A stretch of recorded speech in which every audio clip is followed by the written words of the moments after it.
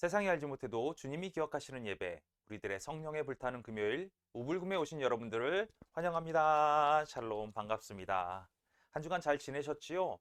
우리의 마음 가운데 역사하시는 그 하나님의 은혜가 언제나 우리 삶을 만지고 있다는 것을 우리가 경험적으로 알 수 있는 한 주간이 되었으면 좋겠습니다. 오늘도 웨슬리 목사님의 말씀을 통해서 우리 한 주간 어떻게 살아가야 될지에 대해서 한번 돌아보는 그런 시간 되길 간절히 바랍니다. 오늘의 말씀 제목은요, 자녀 교육에 대하여입니다. 자녀 교육에 대하여.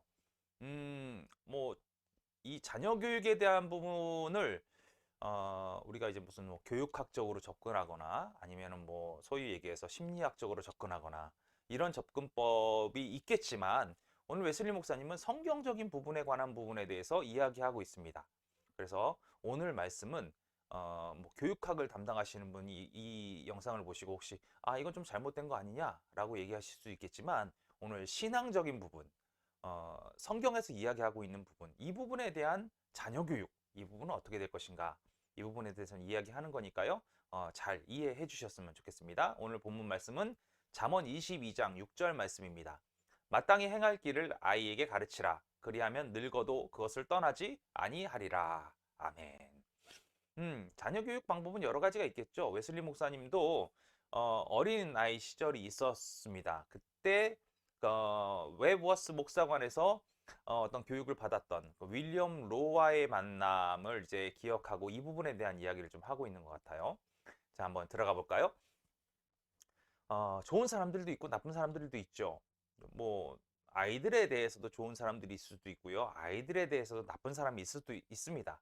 그런데 우리가 좋은 사람들이라고 얘기한다고 해서 그들이 언제나 좋은 양육 방법을 가지고 있다라고 얘기할 수는 없어요. 성경에는 엘리 제사장이 나옵니다. 엘리 제사장, 제사장으로서 소위 얘기해서 그의 어떤 행적 같은 것들은 구체적으로 드러나 있지는 않지만 엘리 제사장들이 죄 지은 아이들에게 권면했던 내용들을 보면 매우 부드럽게 얘기합니다. 얘들아, 내가 들은 소문에 의하면 너희들이 좋지 않다고 하더라 라고 이렇게 얘기하고 있어요. 그리고 그 이상으로 자녀 교육을 하지 못한 부분이 성경에 나옵니다. 그들이 정말로 잘못되어 있다는 거 알았으면 제사장의 입장에서 그리고 또 부모의 입장에서 그들을 훈육했어야 맞습니다. 그러나 성경에 나와 있는 부분으로 따져본다면 엘리 제사장은 자녀 교육을 그렇게 잘하지 못한 사람이라고, 대표적인 그런 사람이라고 드러나고 있죠. 그렇다면 우리들이 어떻게 하면 그들을 훈련시킬 수 있을까? 어떻게 하면 그들을 올바로 교육할 수 있을까? 자녀들이 마땅히 해야 할 일은 무엇이고 우리는 그것을 어떻게 교육시킬 수 있을까?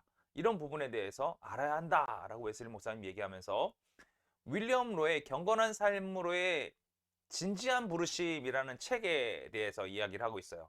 좀 그 몇 가지 구절이 있으니까 한번 제가 쭉 읽어드리겠습니다. 병과 질병이 약과 의사들의 필요성을 만들었듯이 이성적 본성의 혼란이 교육과 교사의 필요성을 만들었습니다.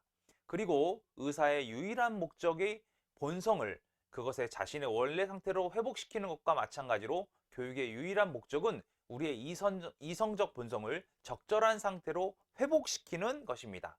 모든 기독교 학교에서 자녀들이 그들의 삶을 기독교의 영성에서 그리고 금욕, 겸손, 절제와 기독교가 요구하는 헌신으로 시작하도록 교육시키는 것은 다른 어떤 것보다도 100배나 더욱 고려되어져야 합니다.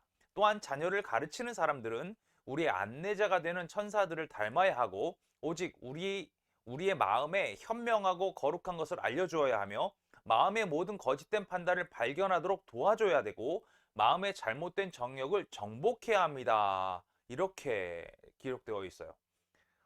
매우 이제 교육에 대한 구체적인 부분 그리고 신앙적 교육에 대한 구체적인 부분들이 잘 드러나 있는 것 같아요. 그렇다면 인간적 본성의 질병이 무엇인가? 이 부분에 대해서 우리가 살펴봐야 우리가 그것을 잘 가르칠 수 있지 않겠습니까?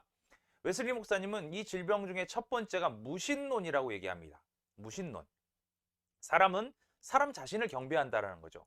인간은 전적으로 하나님에 대한 지식이 아무것도 없습니다.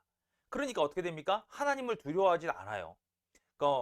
그들에게는 아무것도 알지 못하니까 지식도 없고 두려워하지 않고 하나님에 대한 게 전혀 없다라고 봐도 된다라는 거죠. 그래서 어떤 변화가 온다고 할지라도 인간은 원래 단순한 무신론자에 불과하다라는 거예요. 이것을 좀 바꿔줄 필요가 있다는 거죠. 또 다른 질병은 교만입니다. 이 교만은 원래 내가 갖고 있는 것보다 더 자신을 계속 높게 평가하려는 경향이라는 거죠. 그 다음 질병은 세상을 사랑합니다. 이렇게 얘기하고 있어요. 세상을 사랑하는 것. 하나님을 사랑하기보다 모든 종류의 즐거움을 사랑하는 것, 이것을 보고 뭐라 그러냐? 세상을 사랑하는 것이다. 이렇게 얘기하고 있어요. 그리고 이런 사람은 육체의 정욕과 안목의 정욕과 이생의 자랑인 어리석고 상처뿐인 욕망의 노예에 불과하다라는 거죠. 그리고 본성적인 질병이든 아니든 간에 분노, 진실로부터의 탈선, 정의에 반대하는 행위나 말 등도 모든 인간이 태어날 때부터 가지고 있었던 그런 질병 중에 하나다라고 이제 웨슬리 목사님이 얘기하고 있어요. 자, 이런 것들이 인간 문성의 일반적인 병들이라고 한다면 이 병을 치료하기 위해서 우리가 관심을 갖는 것은 너무나 당연한 것 아니겠습니까? 그리고 아이들이라는 건 어떻습니까? 하나님께서 우리에게 위탁해준 우리에게 위탁해준 아주 귀한 그런 영혼들 아니겠습니까? 그러면 이 위탁받은 이 아이들을 어떻게 교육을 해야 이 일반적인 병들을 치유해서 온전하게 만들 수 있을까? 이거에 대한 고민과 관심을 갖는 것, 이것은 너무나 당연한 일이라고 이야기하고 있어요. 그래서 어떻게 첫 번째 질병이 이제 무신론에 관해서부터 어떻게 하면 이런 부분들에 대한 병을 고칠 수 있도록 우리가 도와줄 수 있고 관심을 가질 수 있을까? 이 부분에 대해서 우리가 좀 알아보려고 합니다. 자, 무신론이라는 것은 그들의 이성이 시작될 때부터 계속해서 하나님은 이곳에 계시고 어느 곳에서 계신다는 것을 전혀 모르고 자신 스스로가 내가 높아졌다. 나는 그런 거에 대해 전혀 모르니까 하나님이 계신 것도 모르고 아무것도 없다라는 걸 얘기하는 거잖아요. 그러니까 우리는 어떤 관심을 가져야 되냐면 이 사람이, 이 아이가 이성이 시작될 때부터 생각이 시작되는 그 순간부터 하나님은 이곳에 계시고 또한 어느 곳에다 계시다, 어느 곳에도 계시다. 이것을 잘 가르쳐 줘야 된다는 거예요. 하나님이 너와 나 그리고 지구와 태양 그리고 달과 모든 것을 창조하셨음을 가르쳐 줘야 된다는 거예요. 그리고 모든 일에는 우연이 없고 하나님께서는 모든 일을 다 주관하고 그 다음에 내가 하는 모든 일들을 주님의 손길 안에 다스리고 계시듯이 우리의 모든 사람을 주님께서 다스리고 계시다는 것을 가르쳐 줘야 된다는 거예요. 그래서 우리에게 가장 중요한 것, 우리의 모든 것은 하나님이 되신다라는 것을 그들에게 알려줘야 한다는 거예요. 앞서 말씀드렸지만 이 부분은 신앙적인 교육에 관한 부분입니다. 우리가 그 부분을 명확하게 할 필요가 있어요. 그래서 하나님이 도우시는 은혜로 우리의 자녀들이 본성적으로 무신론을 이겨낼 수 있도록 우리는 계속해서 알려주고 치료해 주는데 집중해야 된다는 거예요. 우리한테 맡겨주신 우리 아이들 아니겠습니까? 그러니까 우리는 끊임없이 그들에게 관심을 가져야 되고 또한 이것이 우리가 아무리 노력한다고 해도 잘 되지 않는 경우도 있겠지만 하나님께서 도우시는 은혜로 말미암아 우리 자녀들이 이제는 본성적으로 이 무신론을 이겨낼 수 있도록 우리는 끊임없이 치료해 줘야 한다는 거죠. 그렇다면 이렇게도 물을 수 있을 것 같아요. 그들 스스로도 자아 의지가 있지 않습니까? 그들의 자아 의지를 어떻게 치료할 수 있습니까? 여기선 좀 이제 교육학적하고 많이 이제 틀어져 있는 부분들이 나타나기도 합니다. 그들의 자아 의지를 치료하는 방법. 어, 좀 다르게 생각할 수도 있지만 여러분 이 부분에 대해서도 신앙적인 교육 방법이고 또한 유대교적 교육 방법일 수도 있어요. 이 부분이라는 거 이해하시고 좀 들으셨으면 좋겠어요. 현명한 부분은 그들이 의지가 처음 나타나기 시작할 때 그것을 꺾어버리는 것을 시작한다는 거예요. 의지를 꺾어버린대요. 어떤 의지를? 무신론적 의지를 꺾어버린다는 거죠. 그러면서 이렇게 얘기합니다. 자녀들에게 비위를 맞추는 것은 그들의 병을 불치의 병으로 만드는 것이나 다름없습니다. 라고 얘기하고 있어요. 부모는 그 아이들에게 어떤 존재여야 하냐면 부모가 갖고 있는 그 의지, 그 방향, 의지의 방향은 어린 아이들이 보기에는 하나님의 의지와 같은 위치에 있다라는 거예요. 그러니까 그들이 성인이 되었을 때에도 하나님의 의지에 순종할 수 있도록 그들을 지속적으로 부모의 의지로 가르쳐야 한다는 거죠. 아이들이 부모를 생각할 때 어떻게 생각한다는 거예요? 부모의 말씀이 하나님의 말씀처럼 순종해야 된다. 이렇게 될 수 있도록 가르쳐야 된다는 거예요. 그렇게 됐을 때 하나님의 말씀이 그들이 익숙한 그 가르침이 될 수가 있겠죠. 왜냐하면 부모는 하나님의 가르침대로, 하나님의 의지대로 아이들을 가르쳤기 때문에 아이들은 부모의 말이 하나님의 말씀과 거의 일맥상통한 부분을 알 수 있게 된다라는 거예요. 그냥 부모 역할도 되게 중요하다고 얘기하고 있는 거죠. 부모가 하나님과 반대되는 어떤 것들을 이야기한다면 그게 잘못된다라는 거예요. 만일 여러분이 여러분의 자녀의 의지를 꺾어서 그가 여러분에게 결국 하나님의 의지에 순종하도록 했던 당신의 노력이 실패로 가는 것을 원치 않는다면 특별히 주목해야 될 포인트가 있다라는 거죠. 이것은 아이가 울면서 달라고 하는 것을 어느 경우에도 주지 말라고 하는 거예요. 이것도 뭐 지금 현재 아이를 가르치고 있는 특히 아이가 어린아이인 경우에는 좀 어려운 부분이 있을 수 있겠는데 웨슬리 목사님이 이것은 자신의 경험을 가지고 이야기를 합니다.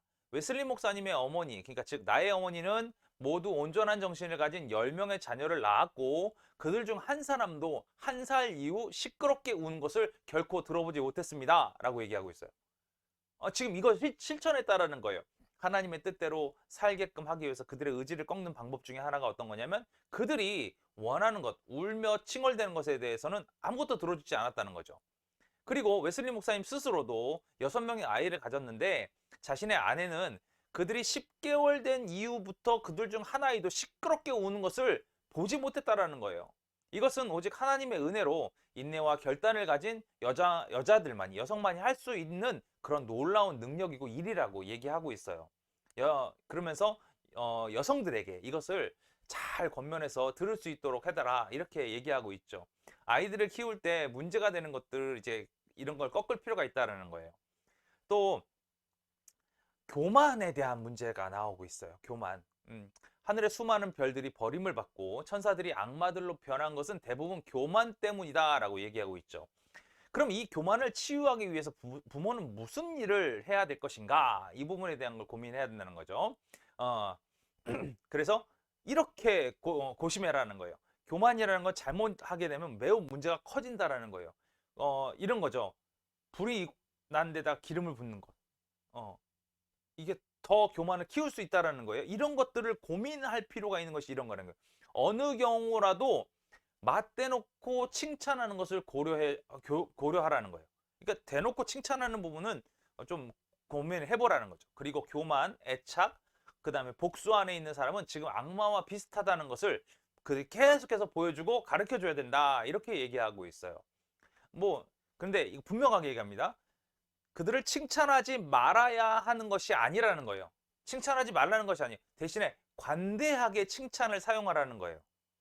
특별히 어떤 애가 놀랍게 올라가는 것에 대한 칭찬을 조심하라고 얘기하는 거죠. 그리고 아주 조심스럽게 그들이 하나님의 은혜로 받은 모든 것을 동시에 우러러 볼 수 있도록 인도하라는 거예요. 너가 이걸 정말 잘했구나. 하나님께서 너에게 이런 걸 주셔서 이렇게 하게 되었구나. 이렇게 같이 얘기해 주라는 거죠.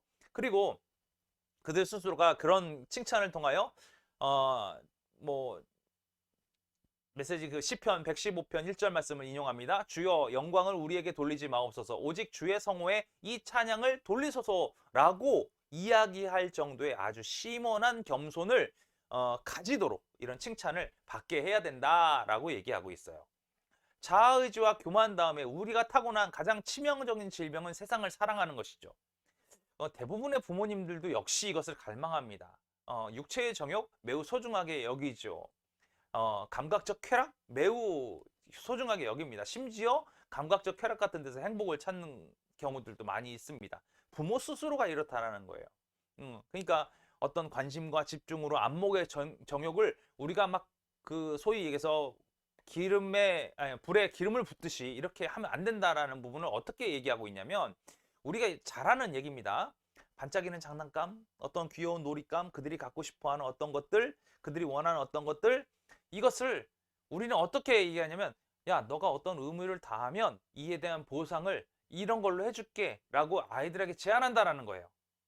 이게 어떤 거냐면 이생의 자랑을 키워나간다라는 거죠. 내가 이걸 잘하면 어떻게 된다는 거예요? 엄청난 세상적 이득을 내가 취할 수 있다. 내가 눈에 보이는 어떤 것들을 내가 가져올 수 있다라고 교만에다가 세상적 사랑에다가 불을 더 키우는 그런 언행을 할 수밖에 없다라는 거예요. 이런 걸 하지 말라고 얘기하고 있는 거예요.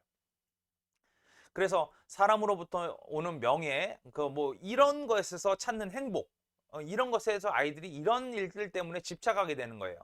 심지어 돈을 사랑하는 것도 마찬가지라는 거죠.